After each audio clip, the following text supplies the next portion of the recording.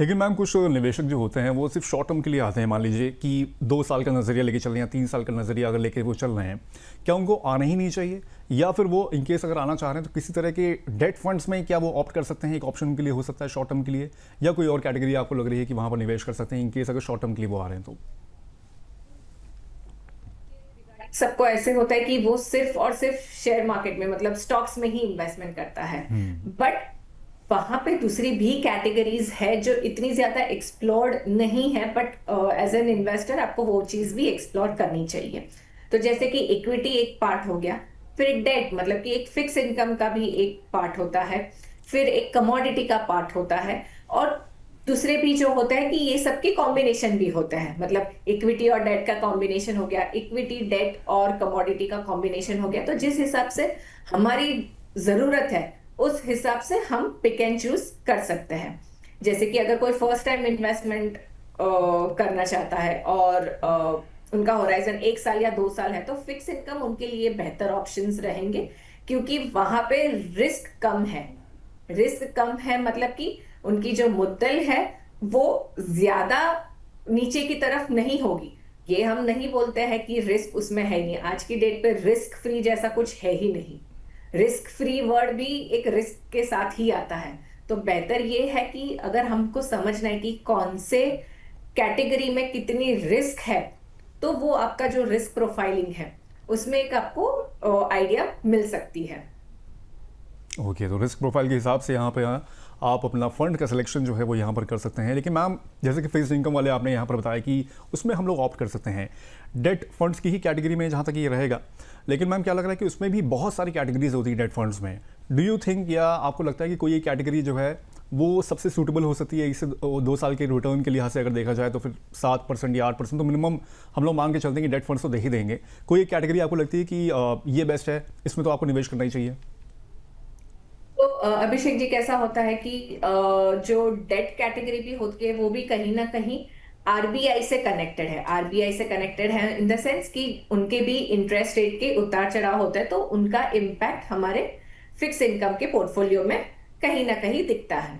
सो अगर आपका time horizon काफी शॉर्ट पीरियड है, मतलब 6 महीने भी हो सकता है, 1 साल भी हो सकता है, या 2 साल भी हो सकता है, तो आप स्टार्ट कर सकते हैं जिसको हम लिक्विड फंड या ओवरनाइट फंड बोलते हैं, कि जहां पे ज्यादा उसमें उतार चढ़ाव आपको नहीं दिखेंगे, बट एक सेफ्टी के हिसाब से कि बैंक से अलग मुझे कहीं पे निवेश करके रखना है, क्योंकि बैंक में पैसा रहता है तो मुझे खर्च करने का काफी मन करता है, तो मुझे वो पैसा बैंक में दिखना ही नहीं चाहिए। तो वो हिसाब से इन्वेस्टर्स भी काफी टाइम ऐसे बोलते हैं कि चलो शॉर्ट टर्म में मुझे कहीं पे इन्वेस्ट करना है।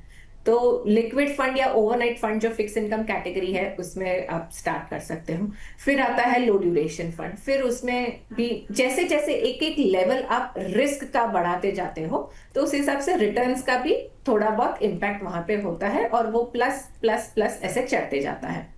तो ये कैटेगरीज हो गई। उसके बाद कॉर्पोरेट फंड्स होते हैं, उसके बाद क्रेडिट रिस्क फंड्स होते हैं। तो ऐसे काफी सारे मल्टीपल डेट कैटेगरी में भी मल्टीपल कैटेगरीज, सब कैटेगरीज है जो हम एक्सप्लोर कर सकते हैं। इनकम प्लस कैटेगरी है, तो काफी सारी जो हमारे रेगुलेटर भी है वो एवरी ईयर या फिर 3 साल 4 साल में उन लोग कैटेगरीज भी इंट्रोड्यूस करते रहते हैं।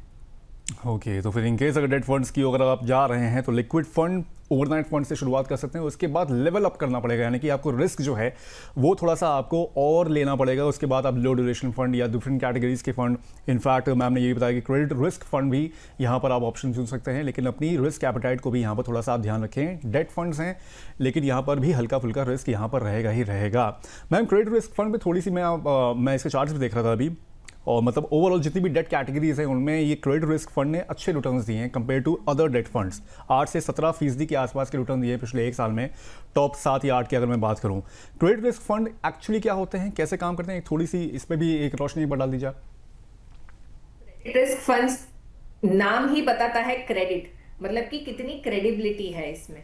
तो क्रेडिट रिस्क फंड जैसे कि हम इक्विटी में मल्टी कैप कैटेगरी बोलते हैं कि जहां पे डाइवर्सिफाइड सेक्टर्स होते हैं, तो यहाँ पे फिक्स इनकम कैटेगरी में डाइवर्सिफिकेशन कैसे करते हैं कि as per the credit risk, मतलब आपकी कंपनी कितनी बड़ी है। जैसे मैंने इक्विटी का एग्जांपल दिया, लार्ज कैप, मिड कैप और स्मॉल कैप। लार्ज कैप मतलब इंडिया की टॉप 100 कंपनीज। तो क्रेडिट रिस्क कैटेगरी में मतलब कि क्रेडिट जो होता है कि सामने वाला बंदा मुझे पैसे देने के लिए सक्षम है कि नहीं, उसको क्रेडिबिलिटी या फिर क्रेडिट बताते हैं।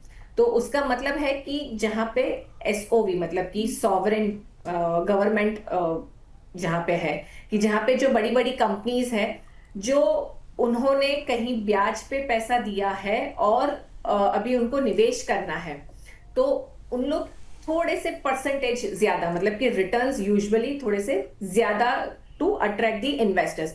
जैसे हम बैंक एफडीज में जो रहता है या फिर नॉर्मल ओवरनाइट फंड में, ये सब की कैटेगरी से एक लेवल ऊपर होता है क्रेडिट रिस्क फंड, जहां पे क्रेडिट मतलब कि नेचर के बेसिस पे आपको वहां पे निवेश कर सकते हैं। तो ठीक है। ट्रिपल ए कैटेगरी होती है, फिर double A plus, double A minus. तो टॉप होती है एसओवी मतलब कि सॉवरेन गवर्नमेंट ऑफ इंडिया, फिर नीचे आता है ट्रिपल ए, फिर double A plus, double A minus, फिर ट्रिपल बी प्लस माइनस। तो वैसे सी डी तक जाता है। डी मतलब कि डिफॉल्ट मतलब अभी ये कंपनी सक्षम ही नहीं है किसी को पैसा वापस करने में, तो उतना नीचे तक तो हमको नहीं जाना है डेफिनेटली। सो अराउंड एसओवी और ट्रिपल ए की कैटेगरी तक आप अच्छे हैं इन्वेस्टमेंट के लिए।